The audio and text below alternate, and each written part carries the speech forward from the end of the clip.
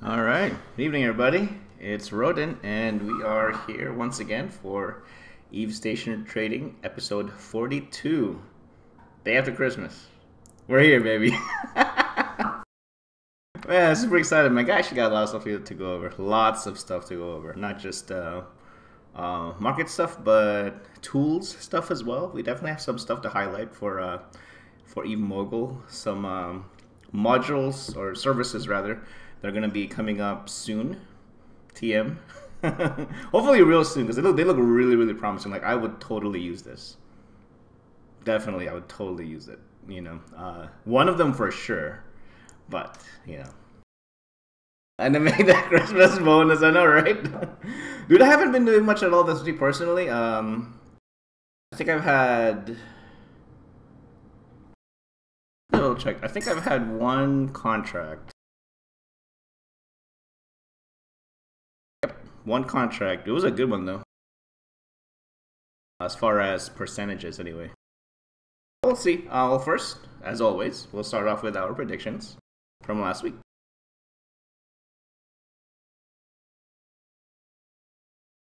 We didn't have actually much predictions from last week. It was kind of a slow, just talking out loud week.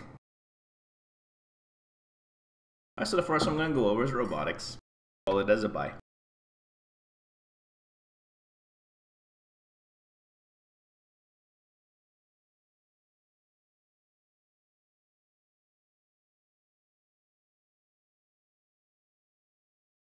Yeah, I think most of the game has been slacking, so. Alright, so robotics, call it as a buy. It's basically hit a trading range here. So between 85 and say 92. I think that's pretty fair. Let's see how that looks. About 8%. That's not bad. 8% before taxes. That's actually not bad considering the volume that robotics plays in. That's not bad. Can it get lower? Man, that's like the question every week seems like. Can it get lower? I mean, fundamentally, if things aren't getting destroyed, it can't go but lower, right? I mean, if there's nothing propping up the price in terms of the supply and demand dynamic, then it must go lower. It has to, because it will continue to be supplied because people think there's money in it, or will continue to be supplied because there's still money in it, period. How much is actually in it? Depends on your operation, right? Depends on how much time you put in. PI, we'd like to think of it as passive income, but you can really push the limit on, you can scale it so well that there's going to come a point where it doesn't feel passive anymore. It becomes like a real job. It feels like a real job after X number of alts are engaged in it, right? So given that it's in a trading channel, and it's in a very healthy trading channel now, there's actually been zero changes since we called it. So I think it's still a decent call. 8% is still 8%. So.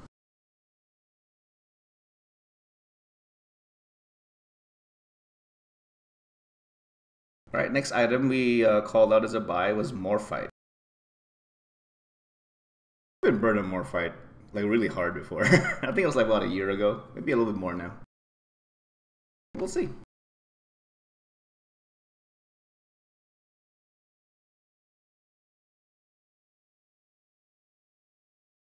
It's actually really good. Okay, so when we called Morphite, so we called it as a buy. We called it's like right around here, right around there. The probably a day into the 5-day moving average, going above the 20-day average. So let's say you bought that at the absolute bottom, 8,002, 8,200. Let's call it 8,200. What does it look like for you to sell it now? Let's say 8,200. I think that's a pretty reasonable capture. 8,200 to 8,800.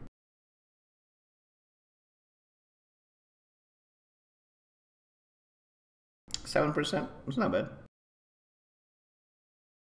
It's not bad. Considering that it's an actual mineral, that's not bad. What's the volume look like? Kind kind of average. It's not spiky or anything, so yeah.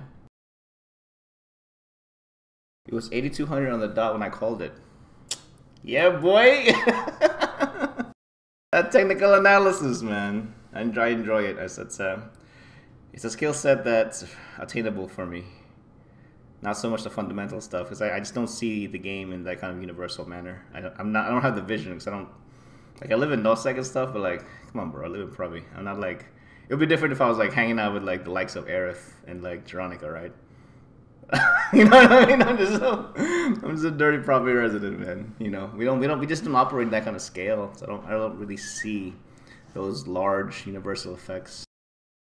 Can I get there? Can I have that vision someday in the future? Maybe. You know, I think it's more likely now versus you know, when I first started. So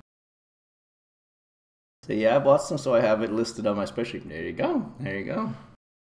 I mean, it's historical low. You know, it's very difficult, or near historical low. It's very difficult to say no to something like that. You know, just because. I mean, if anything, he says like, "Hey, man, in its entire existence, it hasn't been that much lower than this. Why not buy it? Why not take a gamble? Even if, because you can't lose that much more. There's something fundamental must change in order for it to really go even further below what the historical low is. You know, it's just something big's gonna have to happen. No, I really need to bring down my broker's fees and taxes, though. It really eats into my profit. I mean, if you're selling in GDATs or a NPC station, then yeah, you're gonna need the standings, right? But if you're doing all your business in a Fortizar, you don't have to, do you? Because everything is bound to the Fortizar, to the rate set by the owner, right?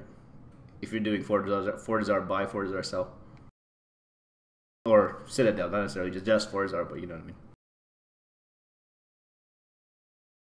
And you know, I mean, honestly, if you have generous enough margins to begin with, you know, as long as you don't stick around that item too long, you should be okay, even with the taxes. Yeah, doing that Jita, yeah, you're gonna need the Kaldari standings then. One of the easiest ways to actually fix that on the character that does the trading, get him into faction warfare, and just suck it up for that time. Just go to faction warfare, increase your faction standings. It's the easiest way to do faction standings. Just do some plexes and give yourself like 2 weeks of, you know, like an hour to a night or something. Just orbiting a thing in space, man. Then the standings game is just enormous, absolutely enormous. It's one of the easier ways to fix your standings if it's still at a point where it's fixable, and improve your standings. Just faction warfare. It's one of the nice little perks about faction warfare. It's the standings. It's kind of funny. It's like when you're like in the SEC lounge, a lot of those guys are like legit. Like I see them in low sec. I was like, oh, hey, what's up, dude? Oh, you know, it's do my trading thing in low sec. Crazies. All right, what's that? We had one more thing we called out. Called out the Loki. Lokis, man. Lokis are so good. There was a time where they weren't that good, but they're kind of, I think that in general they've been pretty good. Oh, look at that. It beefed back up. So we called it at, you know, near the 9-day lows last week. So if you were lucky enough to have sold it at 210 million after buying it for, let's say, 180 to 210, 16%. That's not bad. That's not bad considering the value. It's not bad. Kind of curious what caused that spike. It wasn't a big volume day either, so it was just straight up people just wanted it for that day. They really, really wanted it for that day. Yeah, and yeah, it's not a volume play. It's not a volume play. Okay. Kind of odd. Just for those 2 days. Alright, so those are all our buys from last week. Alright, now we're moving on to our sells. We called it excavator mining drones. Oh, no, I was seeing that for 176 mil when you called it last week, but I wasn't able to get a hold of it. Ooh, that sucks. Sometimes when it's really that low, you're gonna have to like make a gut check call at that point. Like, do I know this product enough? Do I know this product well enough to capture it at sell, and be confident that I can then resell it into sell after the price raises? It takes a lot of courage and really like intrinsic knowledge of that item to be able to make that call. But when it's that low, consider it. I think it's worth considering, because it's much more unlikely that you're actually going to capture it from buys, especially if it's a high value item. You know, because it takes a while to build Tech 3s. There's the production line for Tech 3s are quite intensive. You know, this is the very nature of the item. So I backed out. Yeah, I've found myself in that position before. Like, oh man, it's such a great opportunity for a buy, but I couldn't capture any on buy. So what I really should have done, if it was low enough, if I can anticipate enough room for profit, just capture it at sell. So basically, your trade move for that particular scenario would have been sell to sell instead of buy to sell. It's a lot of courage, though. Like, legit, it takes a lot of courage to do that. Courage and confidence to be able to do that. That next one's Rhea. I'd be surprised if Rhea went down at all.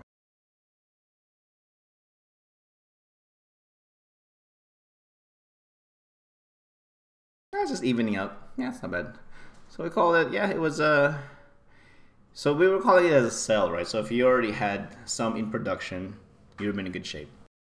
If you have a Rhea now, and or last weekend, no, I'm not really using it anymore, or I don't have the character anymore, like, for whatever reason, and not interested in being a jump freighter pilot anymore, it'd been a great time to sell it. It reached the 13 bill mark here. Is it possible for it to go back up there? I don't know. I mean, because it seems like the increase in price was purely driven by the increase in cost of production, not necessarily destruction. Like, I wouldn't think so. I mean, do jump freighters die? Yeah, of course they die, because people are silly enough to actually use them in high sec like freighters. So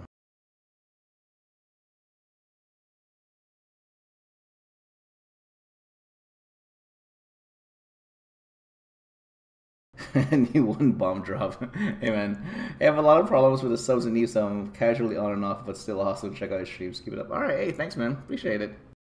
Yeah, it's we'll see, man. I really, so yeah, I really appreciate it, man. I wish more people actually did this kind of stuff. It's nice to have second opinions. It's nice to have second opinions.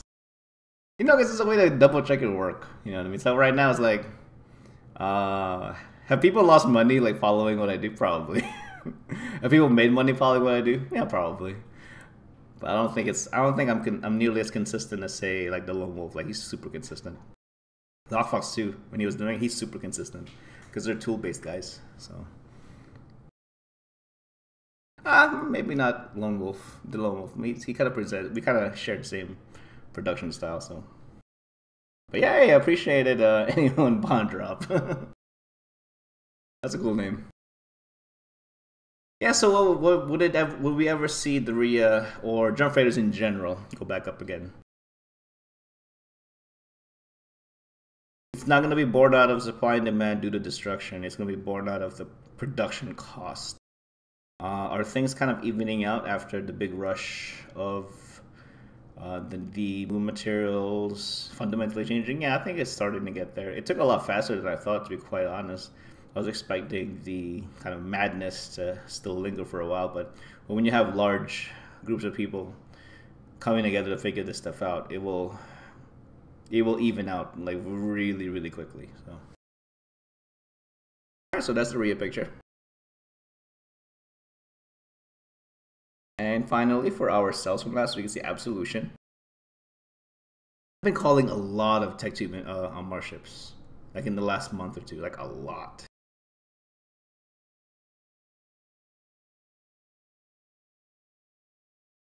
And one of the main reasons for that, guys, is generally speaking, Amarr takes a lot more production costs. It generally costs more to build anything Amarr. It just does. This is the way it panned out. It's still so it's and it tapered off a little bit, but it's still high. If you're building Absolutions. Here's the thing, man. It's only 5 or so, only like 5 to 7 are being sold a day. Yeah, I mean, there's more. There's less sells than buys.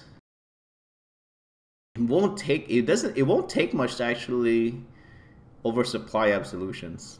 It won't take much at all.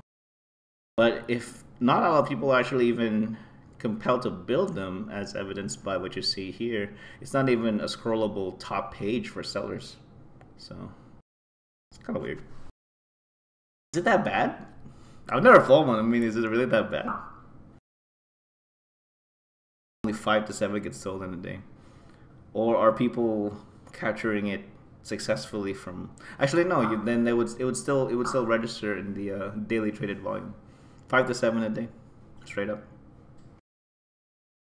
Even with that value, that wouldn't compel me to actually build it.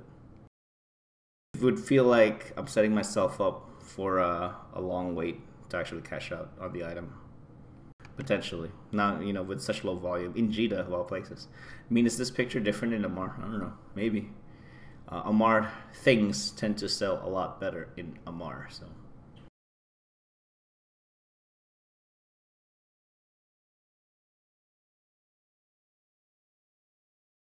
All right, great. So that was our calls from last week. So we're gonna go over one. Actually, let's see here. Let's do the Eve Mogul stuff real quick. So one of the things we're gonna be doing this week, guys. Oh, No Man says, I'd imagine out of the two, the Dev Nation would be more popular than probably. I don't think so. One of the things we're going to go over today, guys, is actually I've had the opportunity to take a look at some future planned services for Eve Mogul. We're going to be looking at 2 of them specifically. One of them has got to do with moon mining, and the other one's actually got to do with hauler services. Okay, so I'm going to change my overlay here a little bit so we can do that.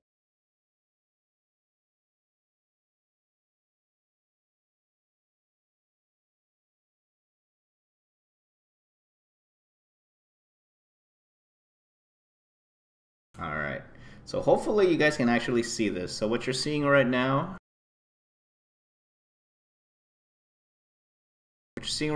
is a. I don't think this is available in public. I got a special link for it. So this is a view of the Basgarin refineries. So.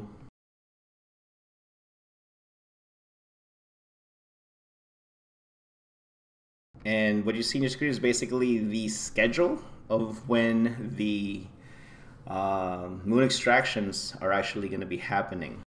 Basgarin's in the low section. As I scroll down here, there's a lot of refineries in Basgarin. So what is this exactly? Basically, this is obviously from Jeronica. Oh, hey, Jeronica, you're here. Okay, great. Awesome.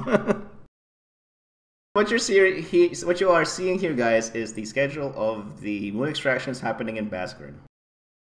And it says, you got the location, days until extraction, total value as far as the types of moon ores that can be extracted, and what types they actually are. This is really, really awesome. I really like this because me personally, I live in Nosek and I actually haven't had the opportunity to mine moon ores yet.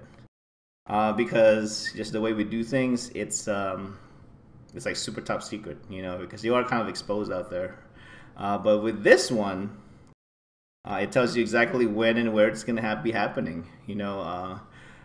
As far as is it guaranteed that you can safely mine it? I don't think so. I think what we're presenting here is that the availability is there. What you do with it, hopefully you do something smart with the the information, you know. But this is really, really cool. I don't know of any other group or person, you know, or entity that actually openly advertises when their moon extractions are going to be. Like I said, I haven't done them myself, so I don't know the individual values of the ores. You know, I think for the most part, especially the moon ores themselves, they're still kind of because they're so new in the market. You know, it's very hard to determine where the prices are going to be. It's so early. You need at least like 2 quarters to actually figure out what's like a normal price range for them. But I really appreciate this. Yeah, I mean, like I said, this is not live yet on the Eve Mogul website, but hopefully soon. And Joak says the price listed are refined values. Ooh, okay. Raw moon goo. Neat. I see that you have it here for Bascarin. Are you intending to, in the future, do more than just Bascarin, or is that not possible with the locations of, you know, kind of where you have these refineries? Just kind of like a test run, I imagine.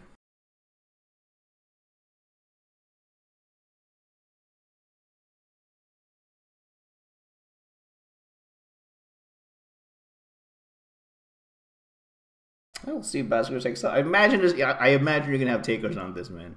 I also imagine kind of services that can be drawn from here would be protection type services, I would imagine, or more organized work to actually capture the moon ores, right? So this is this is really cool, man. This really is in the spirit of the open world, I think. You know, someone has an idea, executes it, and we'll see what the rest of the what the rest of the game world does with it. It's a bit of an investment, yeah, definitely. I mean, man, all these structures, man, I can't imagine. That's nuts to have that much on the line, to be honest. All right, so the next one I'm gonna go over, guys. This is something I'm personally super excited about because I do this stuff. The haulers. I don't know if you guys can see it. Let me increase the scale here a little bit more.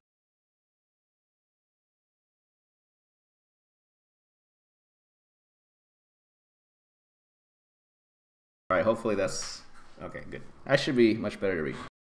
All right, so this is a courier system. So in game, we can do courier contracts. Courier contracts are basically a contract to deliver X number of X items for X M3 of volume. Take it from starting station to end station. All right, that's very, you know, like you're paying someone to move things for you in Eve. That's basically what courier contracts are. So this is a public courier system that actually advertises people's ability to create courier contracts and have it be put up for, you know, for someone to move them. But as a jump freighter pilot, transporter pilot, like hauling, believe it or not, I mean, you can get some pretty good income from hauling goods for other people. It's it's a service of convenience, and people are all about getting things done conveniently. So what are we really getting here? So what you're seeing on your screen here is basically an example of a courier contract where the owner of the contract wants items from Jita 44 moved to Hapala, Eve Mogul, or deposit station. So this is actually a really good example because it shows that the system can manage identifying stations and citadels. Because for the most part, I think generally speaking, people have this kind of like, oh, I really don't want to deliver to a citadel because what if I can't actually get inside the citadel? I can't deliver the courier, then I'm kind of just stuck with it. So this is really cool to be able to actually display that. So it shows how long the contract's good for, start station, end station, the reward, collateral, volume, really, really important because that's going to determine what kind of ship you'd be more than likely be using. How many jumps? ISK per jump. So I imagine from this very module, you don't actually get to claim the courier contract if you're just doing it from the website. You'd still be needing to capture the courier contract in game. I don't, I mean, because you're gonna have to. I mean, I don't know if we can ever get to that point where these out-of-game tools are interacting as if they were in-game. I don't know if we can ever get there, or if CCP sends us to get there, or I don't think so. We'll see. So this is just kind of, think of this as like an advertisement board. You're still gonna have to go in-game to actually finalize the contract. Let's hit details. Okay, great. Oh snap! Look at that. What do we see here? 1 day remaining. Pick up location. Drop off location. Reward. Mogul bonus. Is that ISK you're paying the transporter, Jeronica? That's pretty cool. Collateral. Volume. ISK per jump. Okay. This is the... Oh, man. It tells you the route. Oh, dude, that's legit. Wow. I dig that. That's cool, man. I totally dig that. I totally dig that.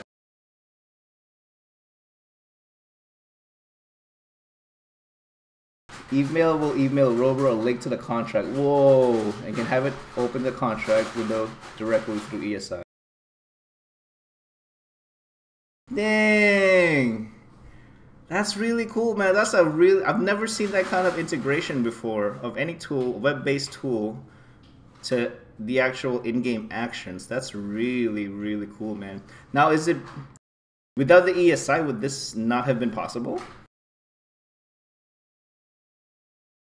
Oh, man. Kill feeds to the route. Ooh, that's good. That's good. That's really good. It'll allow you to plan a little better. I mean, if I was, man, so if we can, so let's imagine, so this is a really good example of a high sec to high sec. If it was high sec to null sec, I mean, it would still be the same. You'd have to feed it through Dotland to see how many, what your midpoints are, I imagine. It's an ESI thing, yeah. I mean, I'm not that savvy. I'm not savvy at all with that kind of stuff. But it seems like we're getting a lot better tools with the ESI than previous API systems. Oh man, it's super cool, man. Once this goes live, dude, I mean the hauler channel kind of.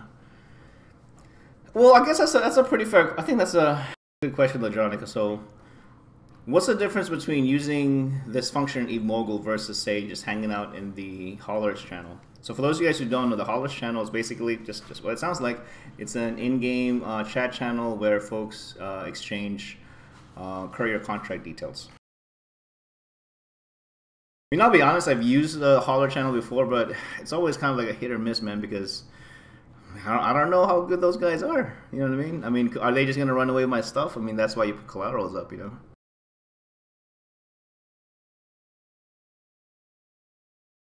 Drunk says, so what I'm trying to do is replicate the ease of list and forget that the courier corps do. Which also keeps it freelance. Yeah, that's true. Yeah, I mean, when I did my, even if through just moving stuff for people for my corp or alliance, like Rodin is the one to, of course, accept and finalize and deliver the courier contract, but Rodin doesn't move it. My other transporting characters move it. It's like Rodin's just the face of the contract. So you literally just add your ESI to the system, start creating public contracts, and it'll get listed in less than 5 minutes. Damn! I mean, I'll be honest, for the folks who already, do the market play and are really embedded in that gameplay style, I mean, one way or another, they've been exposed to the Eve Mogul website. And it's really cool to actually see that implemented under the services because we're kind of already using it to some degree. Because there's honestly just not a lot of tool sets like this. Not in such a comprehensive kind of one-stop shop sort of way, Gankers can also watch the Holler channel. Man, that's so true. Yeah, I mean, so that kind of that one aspect that keeps it hidden is really, really nice. So you don't know. It's like, it looks like Roden just took that contract. I'm gonna just gank this fool. You know what I mean? Yeah, that's actually really good. So there is that added layer of security because it's not so open to the public who actually grab the contract. So yeah. So really hope I can't wait to see these two functions be added live to the ecosystem, man. That's gonna be really cool. I'm really curious. So first of all, I'm really curious. Let's go back to the first one. I'm really curious if this piques the interest of gankers, piques the interest of war deck people, and hopefully maybe even gives a reason for miners to band together, at least for the duration of the op, right? So that could be something. That's really, really cool to me. And for this one, as a hauler, like I would even encourage my corp to actually do their stuff through the system. For like the really high value transports, I would totally encourage them to do the system because that added layer of security, it may seem like it's such a trivial thing, but it's really not trivial. It's really, really not trivial. I mean, kind of like everything else, like I have a guy, right? I have a refinery guy, I have a transport guy, I have a production guy. But this makes it especially for the new players that don't know the level of meta play that happens in the game. This is a really cool, genuine toolset for them to be familiar with. So yeah, in regards to the moon mining, I don't see anyone else doing it. Figured just try it out. Yeah, why not? Why not? Why not? Just one of those things. One of the cool things about the game. Sometimes we just do stuff, and then stuff happens. Nomad's like, run mining op at Mogul belts, sell ore to Mogul, buy back, win-win. That's legit though. That's legit. Because then in the same system, you're able to do the moon extraction, the moon mining, the moon processing, and potentially even the selling. That's pretty legit. That's pretty legit. And good luck with this system, and I really hope it takes off. I really hope it takes off.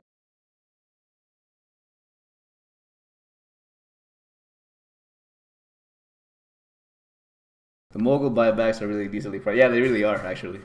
Actually, you run on a much lower margin of profits than I do, that's for damn sure. Yeah, I hate mining, but I know quite a few people who do like to mine, so I'll point them your way. Yeah, boy. Alright, neat. So, are there any questions from our audience here to Jeronica while we kind of have the overlay up? I'm super excited about this, man. Hey, so, I mean, when do you think you'll be able to put this live, Jeronica?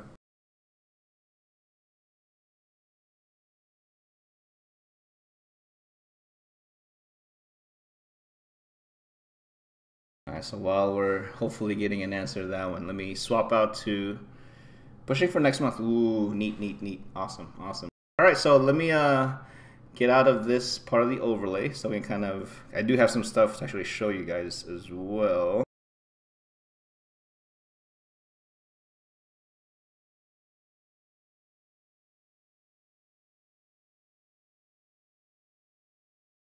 Alright, we're back.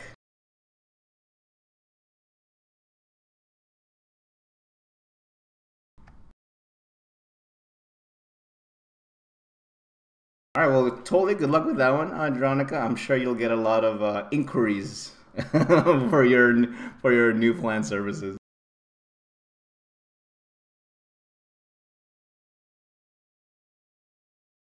All right, so it's going over our imports and exports here real quick. I only have one export to show you guys. This is my only one for the week. I'm surprised I even got one this week, to be honest. So that is a picture of the contract that I captured. It was actually from one of the Provi residents as well. Kind of got lucky on this one, to be honest. It was an impromptu rage quit that triggered this contract. It's like, fuck this shit, I'm leaving. It's like, hate this place, hate Corp, hate Alliance, and I'm like, go on. Are you gonna sell your stuff? How are you gonna get it out of here? I mean, I offered to buy his stuff. I offered to buy his stuff right from the get-go. So he got out of there without having to worry about anything, and I got a really good deal. So I bought the contract for $304 million, and I am in the process of reselling everything for about $655 mil in Amar sell. So almost double, actually a bit more than that. So double the value. Helped a fellow Provi guy out. Now he's living fat in a wormhole. God bless him. And I'm still selling his stuff. It's like a lot of little things, man. Include ships and all that stuff. It's pretty good. It's pretty good.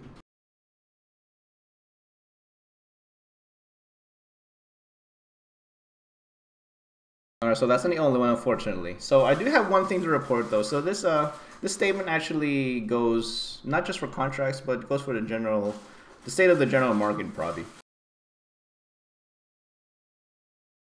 Looking at contracts the last few days, it looks like people have caught on to what I've been doing. I really think they have. Contracts in general market. It appears that the contracts in general market is now more appropriately priced given the hauling cost. They finally figured it out. That actually moving stuff into Provi, even though it's really close to high sec, is actually not free. They figured it out. My game's busted now. Oh yeah, man, I'm really glad that it's more balanced. I really, really am. I'm glad because does this put me in a position where I'm not going to be able to capture those really sweet deal contracts as easily? Yeah, it's really going to put a strain on that type of ISK making for me. However, for the greater market health of Providence, it's actually better this way because it's going to entice more people to participate in the market, both buyers and sellers. When the market's really off kilter like that, a lot of times people will just actively choose not even to participate. Like, you know what? I'm just Lord Trencher's like, you Provi. It's funny but true. But yeah, I mean, I'm glad that it's closer to where it really should be. You know, because there's items in there and contracts are like, man, like, I don't know if you guys realize how much these things actually cost. Because it's super underpriced, you know. And it creates this expectation that, so basically before I started messing with the Provi market, there was this expectation that I can get things in Provi really, really cheaply. Not really. Because unless it's locally farmed, it's gonna cost money to import it. Those words that amazing for the win. Dude, so true though. So true. So true. So true. I'm just not that cool, man. I'm just not that cool to be part of that Delve crew, you know what I mean? Maybe someday. Who knows? Who knows? You know, but oh my god. It's so now we're gonna be in a position where things in Provi are more expensive because people are figuring out that hauling it in is not free. Great. Why is that important? That's important to me because now I can hopefully in the next week or two, maybe, have an honest look at what the importing scene looks like then. Because right now, are things importable? Not really. Like I'll take Vietnamese for an example, because that's a very common ratting fighting ship, right? Right now, VNIs in Provi are only selling like 2 million ISK above Jita sell. That's really not enough to cover fuel costs. Not really. Not really. You know, not when you consider the cost of sending it over, like the cost of sending to Jita and then getting, you know what I mean, the back and forth trip. If you're actually getting it from Jita, that's at least 3 midpoints. So there's that, you know, it doesn't make sense. Like, it really should be closer to 80, 85 mil, honestly. Honestly, you know, especially if it's coming from Jita. Because if you're getting it from Amar, man, it's just way too expensive. It is just way too expensive. All right, so I've been figured out. In a way, like, if you know, like, what prompted that change? Was it just a natural way the market kind of moves, or was it, I don't know, people getting pissed that I was like talking shit about it? I don't know. I'd like to think it's the latter. It's like, oh, okay. Just saying, you know, you guys can fix this. If not, I'll keep abusing it. It was nice while it lasted. I can tell you that. But regardless of how we got there, I'm glad that we are now where we are as a Provi resident. I'm really glad because hopefully this will entice more people to participate in the regional market. It will. It's just, it sucks in the beginning because it's, you know, it's a change to the base values. That's really all it is. We'll move on. Lord Trencher says, how much are Provi VNI? Let's see. I literally just looked at it today too. It's like 2 million over Jita sell. Yeah, like 60. The cheapest, like I think it's 69, somewhere around there. Cheapest. Like the cheapest in region, and it's like 1, and it's 18 jumps away from my pocket. It's like, man, come on, man. Like, Sergeants is only cost 60 to 70 mil to build a V9 pending BPC costs. That's true, but I'm glad you mentioned that because just for gigs, let's check out how much the BPC costs are for in Jita. I actually had to check that too. I was curious.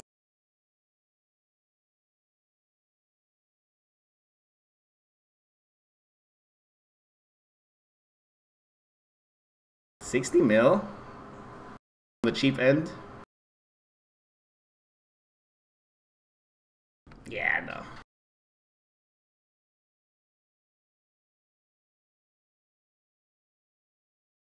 I see this in I don't know how much it would cost. I don't know how much it would cost. Well, let's look at how much the regular Vexor costs. I think that's a good standard to look at. So 60 mil for the BPC.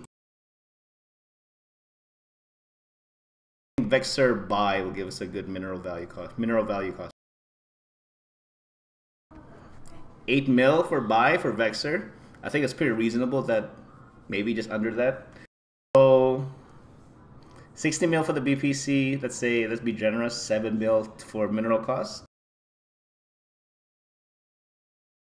Geronica's like, is the VNI the new benchmark for markets?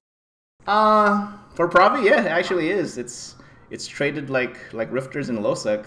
Apparently Rifters are a thing now. VNI BPCs have been stronger lately, recent alpha changes. I mean, personally, my solution for this one would be to get my Faction Warfare character back into Galente. Every time I move that character out of Galente, man, something happens to like how I play the game, where like, man, you should just go back to Galente. Just go back, man. Just go back to Galente Faction Warfare. You know you want to. It's like, yeah, I actually kind of do. So I bought the Rifter back. He didn't. Well, he's Sutonia. He can bring anything back, but stats-wise, it's garbage. Get out of here! Get out of here, man! Not with the Tristan out in the not if the Tristan is still in the ecosystem. Rifter's not gonna outclass a Tristan. It's just like objectively, it's not. Atron objectively is better than the Rifter. I mean, It's cool that he has that kind of notoriety to actually bring a shitty ship back, but I was like, seriously? Faction and Provi? Bleacher accounts now. I definitely prefer this type of gameplay style over like large groups for sure. I like my individuality. I you know what I mean? Like I don't want to feel like a cog for the most part. Call me crazy. I want to feel empowered when I play video games, not be told what to do. Hence the market play. Alright, so I just like, even with that, just with that demonstration, I don't think there's value in it. It really should be priced more. It really should be more expensive.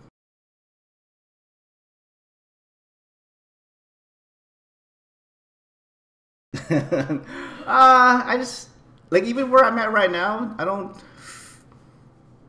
I feel like I have a lot of agency with where I'm at right now. I really, really do. Versus being, you know, in CO2 back in the day, even though it was a very, very short amount of time, I feel like I have an incredible amount of agency in Provi as an individual. So my favorite jump freighter, I'll use a Rhea right now.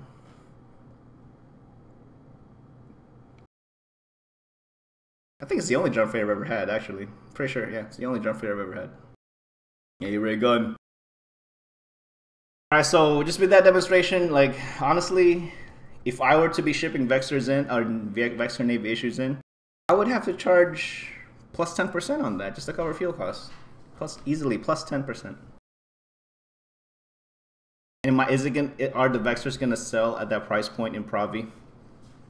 I brought in a batch of, I think, 15 BNIs. It took a long time to sell.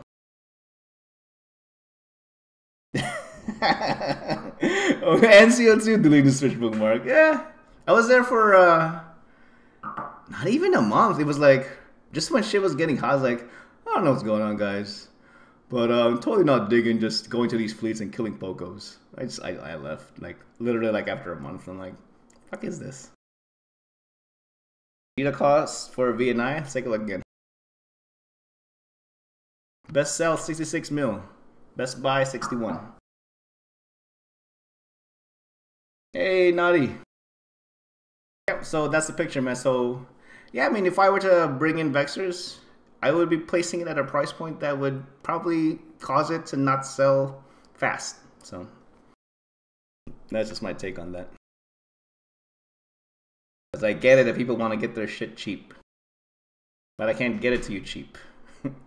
Unless it's like a, you know, a being, you know, just doing it to be nice, you know. Provi price would be like probably 69, 70 right now, cheapest. So being sold not even 10% markup. Yeah, not even 10%, man. Like, I don't know how, I'm not sure what's compelling these guys to actually sell it so low. Unless it's one of those, oh, I'm leaving, I'm just gonna sell it, so I can't take it back to Empire. It could be that. I mean, there are, you know, there's a large number of neutrals in there, so there is that.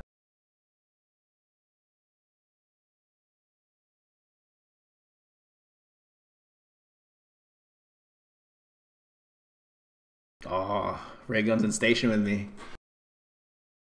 We found out.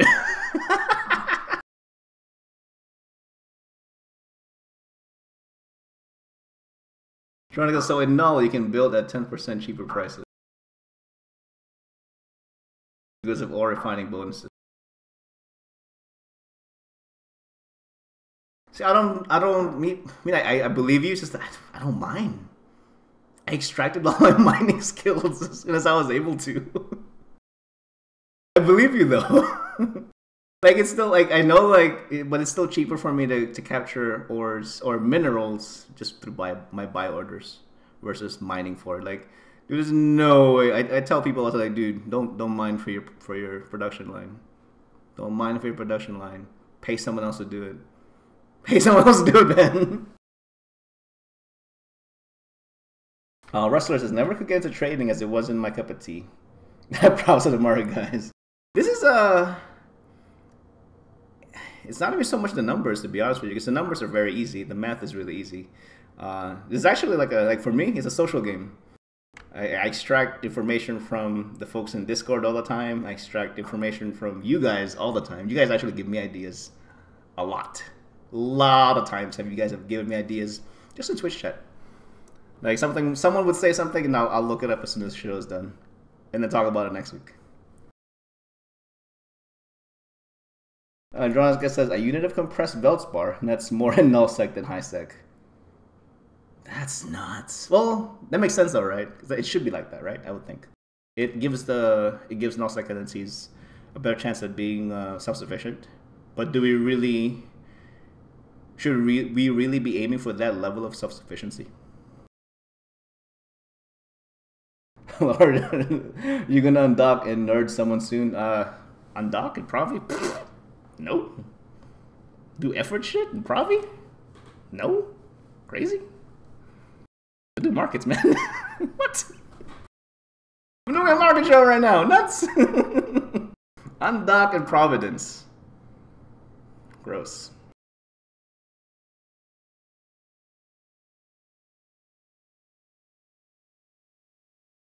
Because I honestly make more money in Provi sitting in station, just capturing contracts. Straight up. Straight up. Content galore. Yeah, we are content galore, man. I mean, a lot of people kind of like... I can't hate on the system where... Yeah, I mean, we are people. We are Eve's content. I get it. I appreciate that such a place exists. If it wasn't the game, it would be terribly boring. It's one of those things. Not everybody can be winners. Sometimes the struggle is the entertainment. It just is. It just is, man. It just is. But yeah, so that's what it looks like right now. I'd like to pull up more examples, but this is the only one that really comes to mind as far as a high-use item. I think predominantly the market will remain skewed as long as people would rather call on their corp mates and alliance mates to actually ship stuff for them, as opposed to relying on genuine local production. I don't think genuine local production will ever happen in a scale that would outpace simply just shipping it in via jump freighters. I don't think so, because Amar's literally like from Amar, it's one mid, and then from that point you can cover like 3/4 of the region from whatever mid you choose. You know, like me right now, like I don't. My jump freighter goes literally just one jump into high sec from where I land in low. And then from there I can literally reach the physical middle of the region from that midway point with jump calibration 5. So yeah, I mean, jump freighter services simply can simply outpace local production. The only time I would probably say the local production wins out in Providence is when you're building caps, because it's such a large project that you might as well incorporate your group in like capturing the minerals and the ores, right? So if you have a group of guys willing to put the infrastructure up and get the build slots going, yeah, I mean, I don't know if you guys have been to Providence lately, but if you have the chance, just take a look at what kind of structures are up there. Just take a look at what types of structures are out region-wide. I think you'd be surprised. Omega Killing versus importing jump freighter.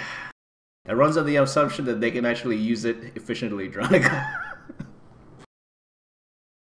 Maybe some groups can. Maybe some groups can. They can make it work. Like, at least in my pocket. Because again, I'm not out there actively mining with the guys because I physically cannot mine with the character I have in there. Or none of my characters can mine. So I don't know what kind of, at the pocket level, what kind of dynamic we have for our miners. Getting the ships in the pocket doesn't seem to be the issue. It's all the modules that's the harder part, I think. That is so true. So true. Like, it never fails. Like, I would come across, and I'd just be in comms like, hey guys, what's everybody up to? I've been trying to build this VNI for the last hour. Like, what? What do you mean? What do you mean? I've literally had to go 18 jumps to pick up modules. Like, whoa, relax, bro. Why? Because it's not on the same market. You know, people like the markets in Provi are so they work out of this like little pockets, like little neighborhoods, man. It's crazy. It's crazy. Yeah, Tech 2 markets are totally Jita ran. Or I imagine Delve actually has a pretty good handle on their Tech 2 modules. Yeah, I mean, there's no we can't execute at the same scale that Delve can. Dude, I don't think anyone else in the game can do that. I don't think so. So it's one of those things. Really oddball.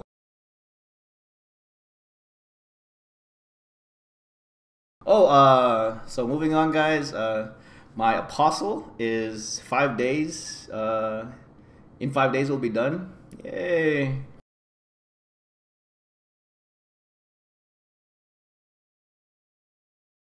I'm super excited about getting my apostle. It's one of the best haulers in the game, man. Cap fleet. Picking up fitted ship contracts.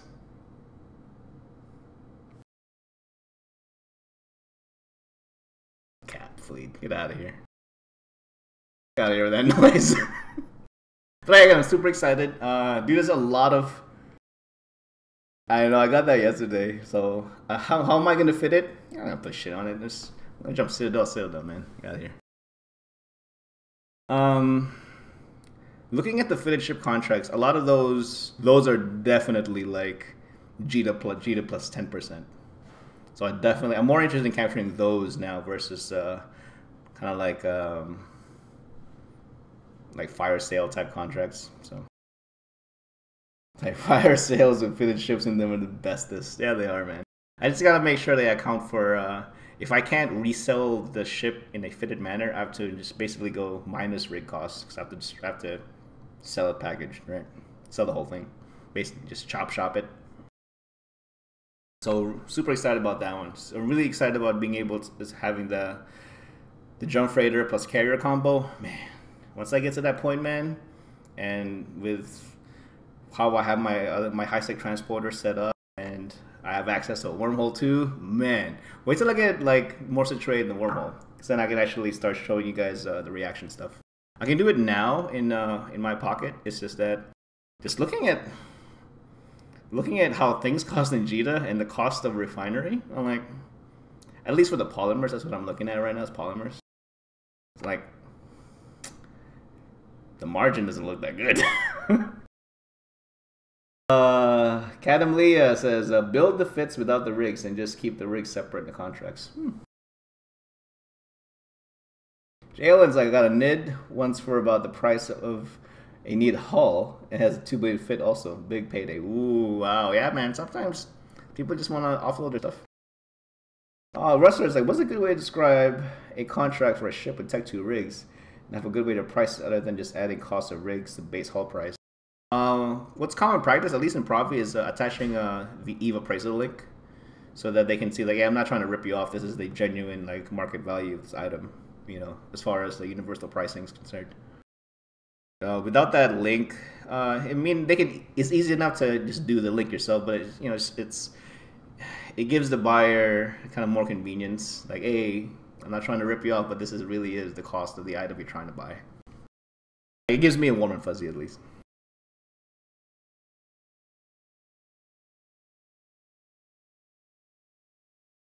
Alright, so Apostle almost done. One of the best hauler types in the game. Love it.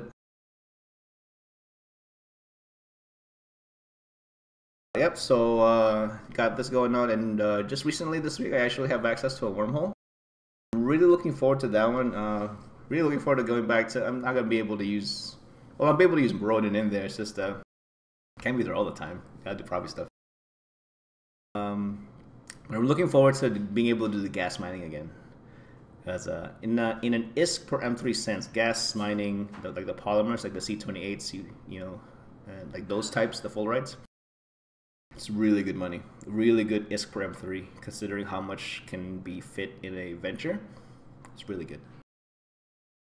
Something to consider for you guys out there if you've never done it. Just look at the numbers, man. Even smaller wormholes can yield pretty good income just from gas mining. and it's not that skill intensive. It's quite easy to be safe doing that. Reaction modules are available in my pocket, so I talked about that. I have all of the polymer reaction BPOs. I'm not that compelled to buy the kind of Tech 2 related reactions yet. I'm more familiar with the polymers, to be honest. That's why I'm kind of gravitating towards them first. Once I'm more comfortable with the process and kind of like how like market pricing is, stuff like that, I'll probably get into the Tech 2 reactions then. But we'll see.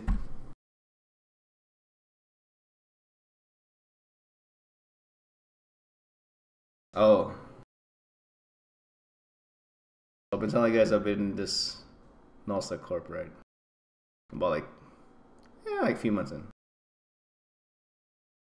It was really interesting to me because I'm really curious as to what level of kind of market play I can pull off with this. But I've recently been made a director of Valkyrie Knights, which is a corp in UI Federation. Super excited. Super excited.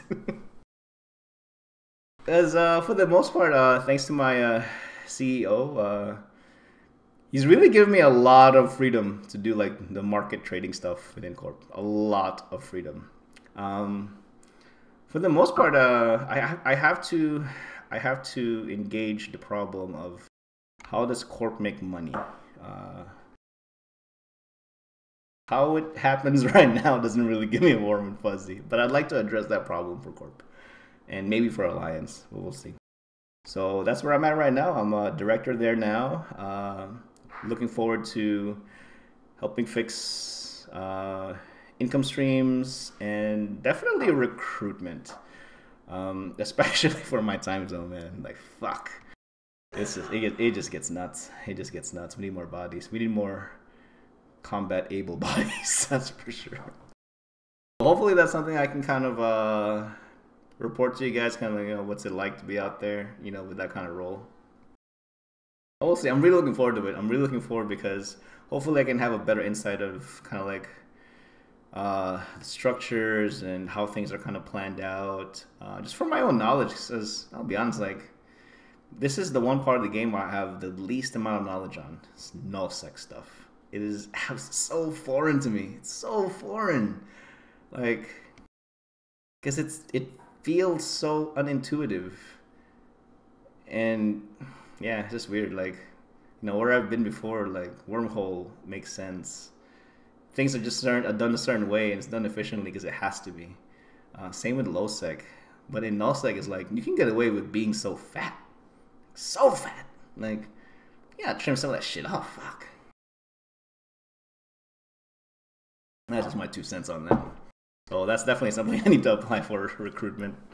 And yeah, like, I was actually... Nomad says, I'm planning a little trip to Provi to shoot things. Great. Maybe I'll find some of those combat able bodies. You're definitely not going to find that many combat able bodies in my pocket. Nope. At least not USTZ. Cool, so you got a guy as a neighbor. Just got back to USTZ. Oh, good. Awesome. I'm really curious because I'm going to be moving overseas in a few months. I'm going to be EUTZ. So maybe it'll be different. Maybe all the stuff that I've kind of been complaining about just actually doesn't exist in the opposite time zone. I don't know. Coming in Tech 1 Freak, that's good, man. Like, hopefully, yeah, we'll see. Like, like today or this week. So I've been director for maybe a week now, maybe 2. And I was doing some recruitment stuff, or kind of entertaining people in our recruitment chat. And like I've had to turn away guys, like, because I was very upfront with them. It's like, hey, based on the geography where we're actually pretty active with Reds. I appreciate that you want to be here to do the whole mining and ratting thing in nullsec, but would you be willing to actually very quickly change over to combat ships for defense fleets? And they actually said no. Like, they're not, no. Like, really? Like, hold on. So you're telling me You want to just come here to mine and rat and actually not participate in defense? Okay. I had to turn the guys away. And it's is that bad business? Is that good business? I don't know. We'll see. We'll see how it pans out. We definitely need like active bodies. So I'll tell you. No man's like, I don't want to mine or any of that. I just want to shoot people. Like, yeah, man. Like today, like we kind of just had this impromptu like little defense fleet. It was fun. Did we kill anything? No. Whatever. You know what I mean? It was entertaining. So we'll have to build off of that. So the guys are learning. I'm learning. We're all learning the whole combat bit. But yeah, hopefully I can be a positive contributor to Corp via the recruitment and the ISK stuff. So we'll see. It's a really cool thing to discuss with you guys because you guys are a really good sounding board. Like I'll get called out if I do stupid shit by you guys. Like I know you guys will call me out if I do stupid shit. So that's good. That's good. I appreciate that.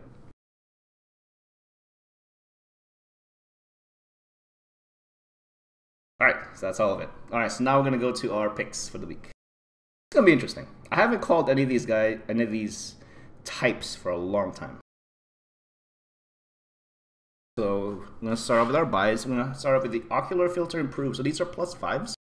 For sure they're +5.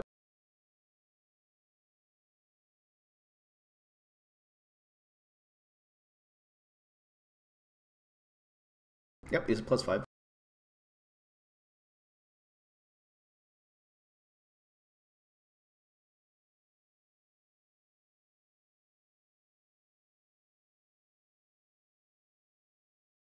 I says, well, if we need a target for you guys, I'm gonna come down and whatever.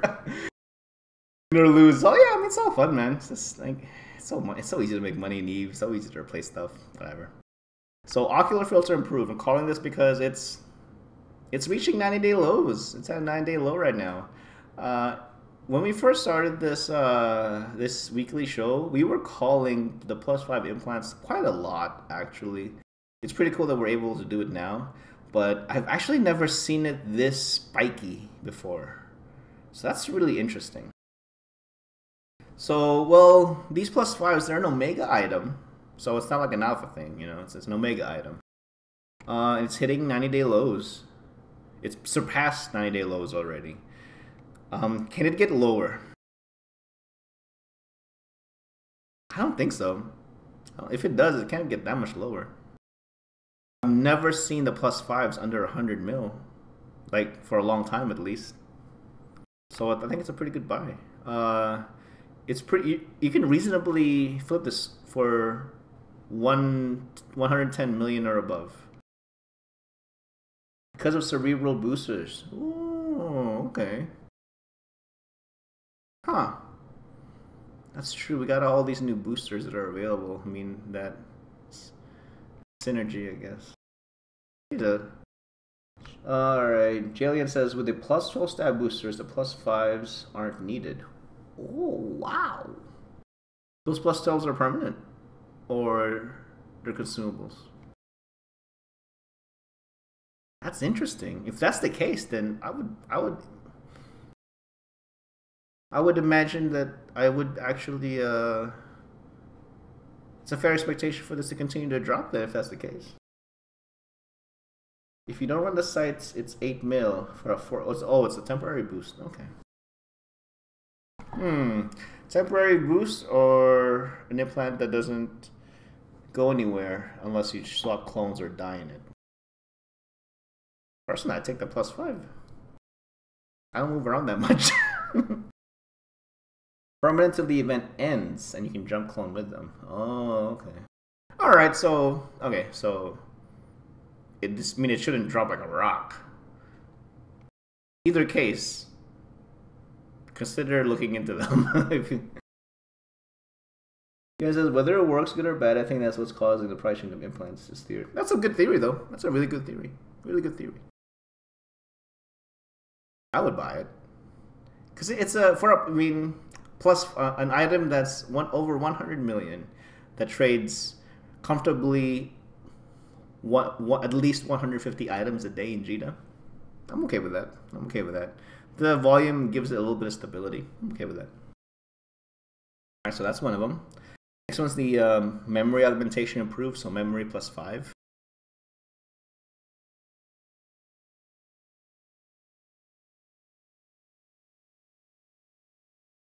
Same picture, 90-day lows. I don't know if there's a thing for. Oh, well, let's see. Cat believes says plus 5s are better, and they work after January 30th. Yeah, that's what I was thinking. Maybe true that at the moment the plus 4s versus plus 5s will be the boosters. See, I haven't used implants in at least 4 years. I'm just not that keen on it. It sounds so bad. I never used it, even the skill ones. I never bothered. Once I kept losing my plus 3s, and I was in nullsec because I kept getting potted and whatnot. It's like, you know what? Fuck this. I'm not buying this shit again. And I just never bought any since then. I haven't. But 90-day lows, consider buying them. I would. Alright, next one's to be Fullerite C84. This is a wormhole gas. I think it's one of the more common ones, the 84s.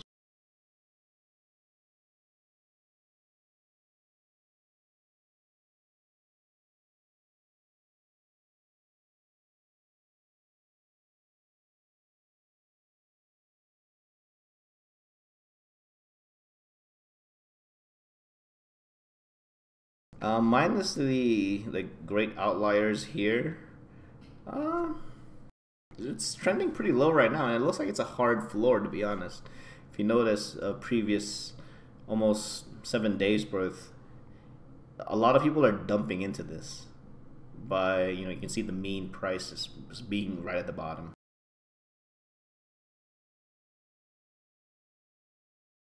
Volume-wise, hasn't changed. About 250,000 units a day. They're right around there. Can it go lower?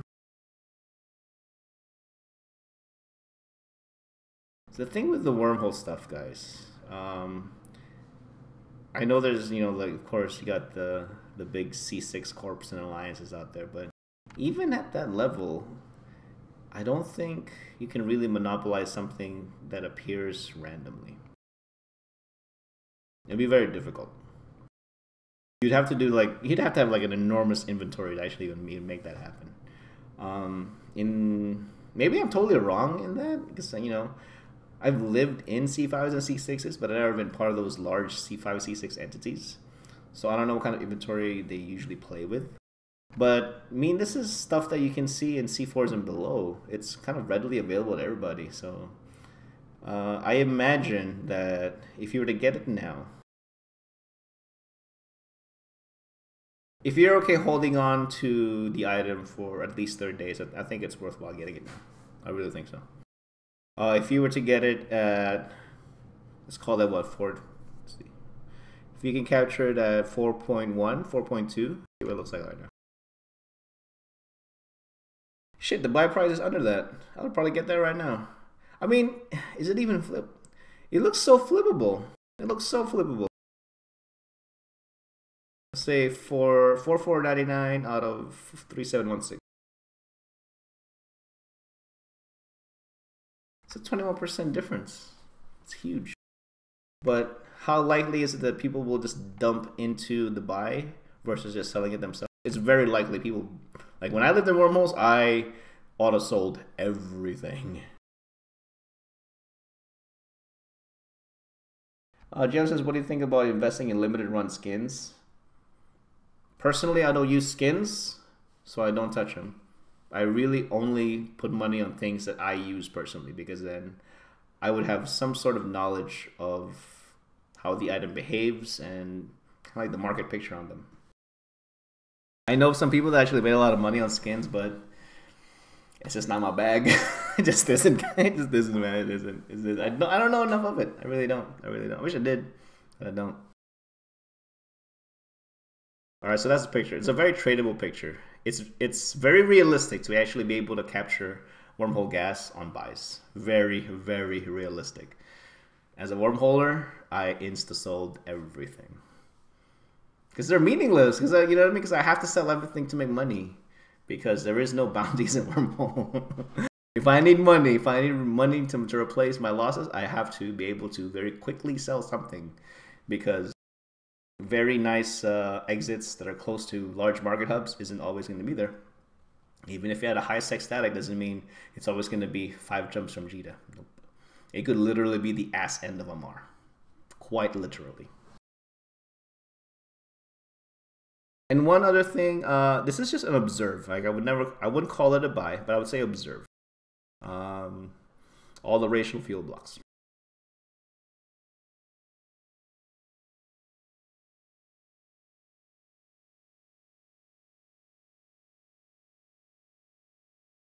So not all of them are looking really good, but I think we've gotten to the point where they've come off of their manic stages.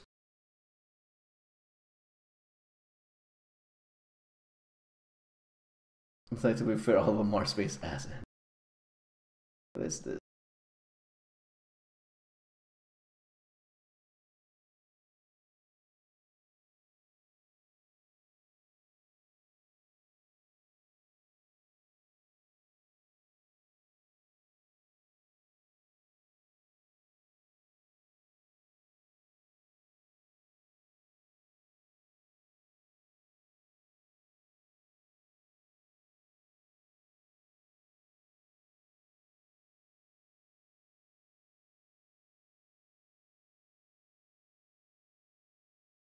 Oh, Kadam Leah says, limited skins, make sure it's really limited. Best case scenario, you'll only be able to get the skin on a special deal in Steam and nowhere else. It looks good. There's a few that kind of comes to mind. It's like, oh yeah, that actually looks good. But not a whole lot. I think for the most part, it's like, I'm not gonna lie. All them Galenti skins, they're like rehashes of the same color palette. Seriously. Gianna says, yeah, I invested headhunter skins, but then found out just how many there were out there. It seems like it's unlimited. Yeah. All right, with the field blocks, guys, I think it's pretty reasonable to actually at least kind of keep it in your radar, because most of these things are coming off of their manic stages, like I said. It's just starting to move sideways, most of them. Helium, it's a bit wonky. Amara things are just wonky in general when you look at it in Gina. Yep, starting to move sideways, nitrogen. And starting to actually kind of trend low for oxygen. So yeah, I think there's value in at least observing it. Like, I wouldn't buy into it now, but if you're needing to actually use fuel blocks, now's a good time to maybe stock up for your own personal use, if anything. Just saying. Alright, so those are all our buys. Now we're going to move on to our sells. I'm going to look at first Fullerite C28, another wormhole gas.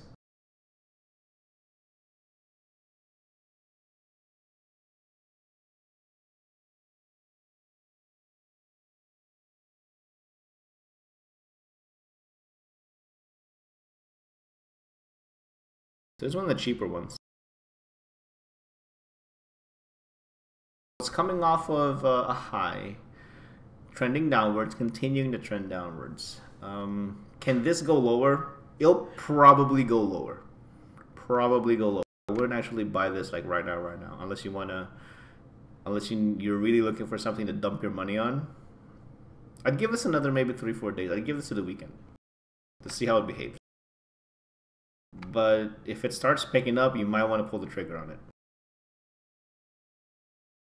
Accelerators, I just bought 25 days worth of my Citadel. Wasn't too upset with the price. Yeah, it's nice and cheap, man. So if anything else for personal use, stock up. That's what I would do if I own a Citadel. Yeah.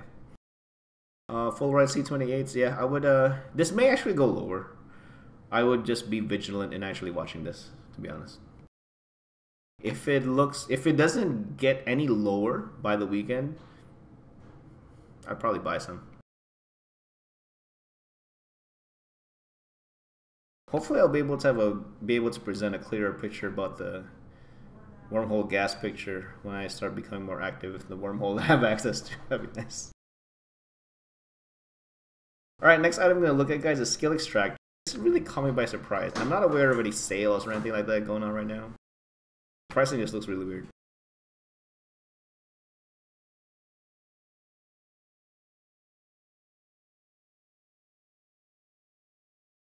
Skill characters got pretty high up there, and it started falling.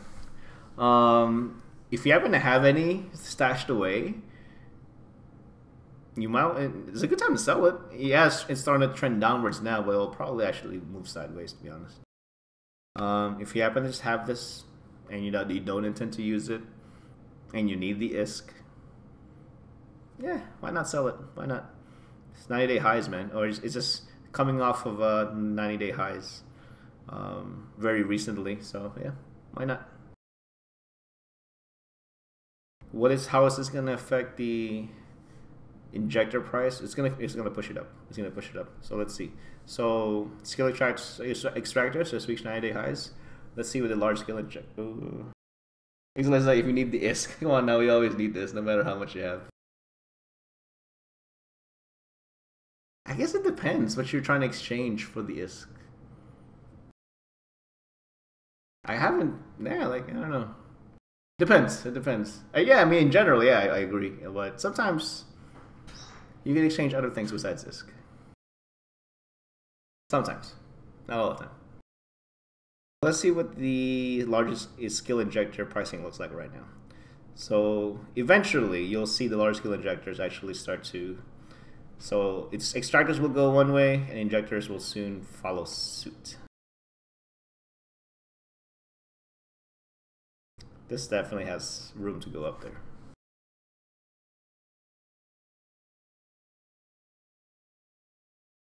It looks so stable. It's kind of weird to see it so stable.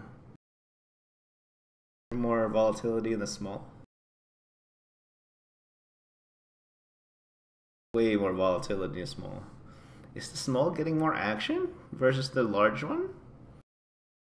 That's interesting. That's really interesting.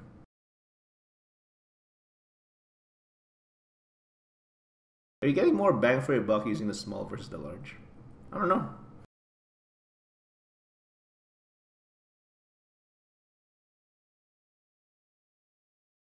Something to look into, I guess. I mean, if you were needing injectors, would you... Like, I would get the small just because it's cheaper. I mean, quite honestly.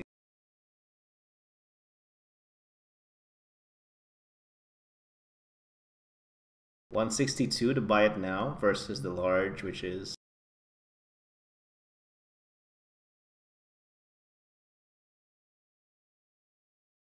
$797. Yeah, I'd get the smalls. That's pretty interesting. There's more volatility with the small skill injectors. That's cool. That makes sense. More people will buy it. Is the lower price making it more accessible? Yeah, makes sense. Cool. And finally, last one I'm going to be looking at is the attainment decryptors. This is data sites. Yeah, it's a data site item.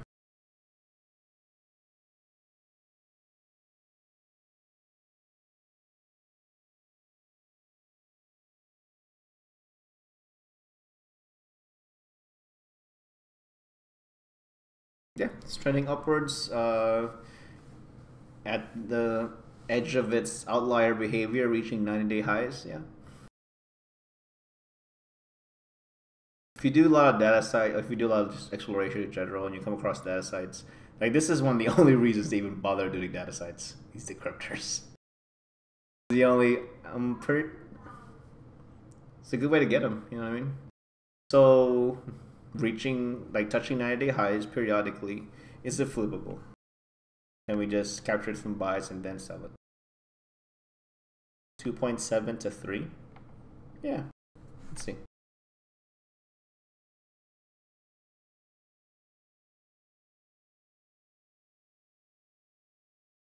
11% difference. Yeah, that's totally doable. As far as exploration loot goes, and or just wormhole loot, that type of loot in general, it's a reasonable expectation to expect people to actually just dump this into buys. Just boom, dump into buys. Because I want ISK, and I want it now, because I don't get bounties in wormhole space. Alright. Alright, cool. Accelerators I've been collecting augmented integrated drone BPCs from data sites. Nice. Hoping they'll become profitable again after this rogue storm event is over. Let's see, man. I really need to make an active effort in expanding my knowledge base for trading. The seasonal stuff, for the most part, I just ignore it because it's seasonal. Like, it's like, because I'm focusing on like medium to long-term plays, not so much the quick flips. And you know, I'm just not that interested in quick flips because I may not have the time to actually give it the proper amount of attention, you know, so I don't get burned. Xalea's got a 60-run augmented ice BPC last night. Currently looking at 14 million profit per drone. Yeah, I mean, sell orders, yeah, totally sell order it. Don't dump. If you can get away with not dumping anything, don't dump it. If you have the patience, please do sell. You know, we're playing Eve, so it's safe to say that like you have a little bit of patience, right? All right, I think that's really all I got, guys. A little bit longer show this week, which is really cool because we got to talk about Dronica stuff. We got to talk about some more exporting shenanigans. We got to talk about how I don't undock in Provi but still make money. That's great. And how carriers are one of the better haulers in the game. So there's that. Oh man, then you know, directorship in Valkyrie Knights. I gotta figure out where in my overlay to actually put some like recruitment information. I definitely want to promote my corp. You know what I mean? We're a good crew. It's just there's value in reevaluating kind of how our manning is made up. Xlayer says I don't go to drone null for data sites, but I'll run them if I see them. Yeah, there you go. I go for independence radiant sites that usually pay out 60-70 mil average per site. Really, that much? That's not bad. That's good. I get wormhole space. I definitely don't say no to data sites. Because every now and again you get a really like an oddly profitable data site. And it's like, oh, where'd this go from? You know. Cool. So that's really all I got, guys. Hopefully Dronica is successful with promoting his new services.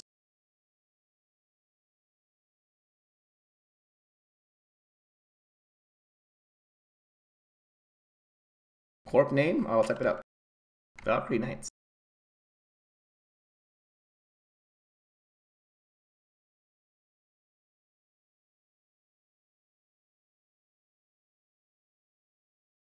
So if any of you guys want to join us, more than welcome to. I mean, based on our location, we get a lot of PvP potential or PvP opportunity potential because we are pretty close to one of the exits.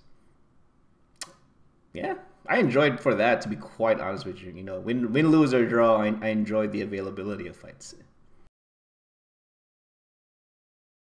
Yeah, anytime Dronica, hopefully it picks up. I'm really curious to see like how that service evolves. You know, kind of like with how you've evolved the trading piece and the asset management and all that stuff. So really, I'm really looking forward to the development of your tools.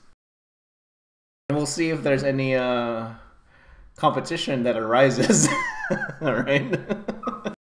Right now, I think it's safe to say you got a pretty good monopoly on tool sets, on market tool set. I think you kind of are the show. That's really cool. You know, what I mean, that's really cool. All right, that's really all I got, guys. What am I expecting for next week? I'm expecting to be able to hopefully give you guys an import picture for Provi if the value of things continue to be balanced the way they are. I would also like to give you guys a picture of the reactions. I'm going to be making a reaction spreadsheet just so that I can kind of price things out. I think it's a really good exercise to give you guys an idea of, cost when it comes to those refineries. Is it really as profitable as they say? I'm gonna have to stick with the polymers because that's what I'm used to. I've done the Tech 2 reactions before, but very, very small amount of experience. I'm much more experienced with polymers because that was my bread and butter, man. I was a wormhole guy, and I think in general I would like to be able to continue giving you guys market information for Providence and maybe a little bit of the picture of the wormhole scene because I'm gonna have access to that stuff. I already have access to that stuff. I just gotta kind of reestablish myself. So. All right, well, thank you very much, guys. As usual, I will have this up on YouTube by tomorrow. Let's give it a good listen. It's like I feel building your own spreadsheet saves you in the long run. For real. For real. Like the industry estimates, the industry window estimates, they're honestly estimates. Like I did a quick look between how the numbers look when I see it in Provi, where the reaction module is versus Jita prices, totally different. Totally different. You gotta when it comes to reactions, you gotta do a local spreadsheet. You have to. You have to. So you know what the composers things are. Just kind of watch the manipulations. Yeah, that's true. All right, well, thank you very much, guys. I will see you guys next week, and hopefully you'll be able to discuss all those things for our next show. Yes, I am in YouTube. I'll link in my my thing.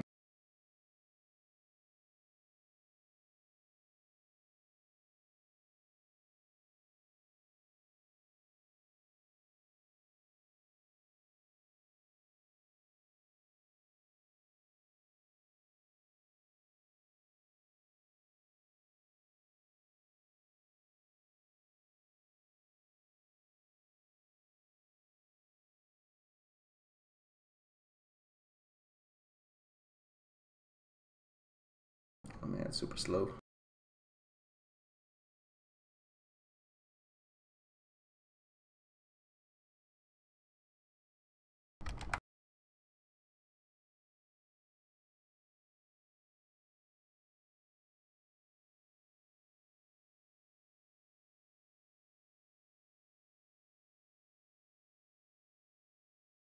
All right. Well, thanks again, everybody. And that's my YouTube link right there. And I will have this up by tomorrow. Awesome. I'll see you guys next week. Thanks for being here, man. Really appreciate it. I'll see you guys then. Bye.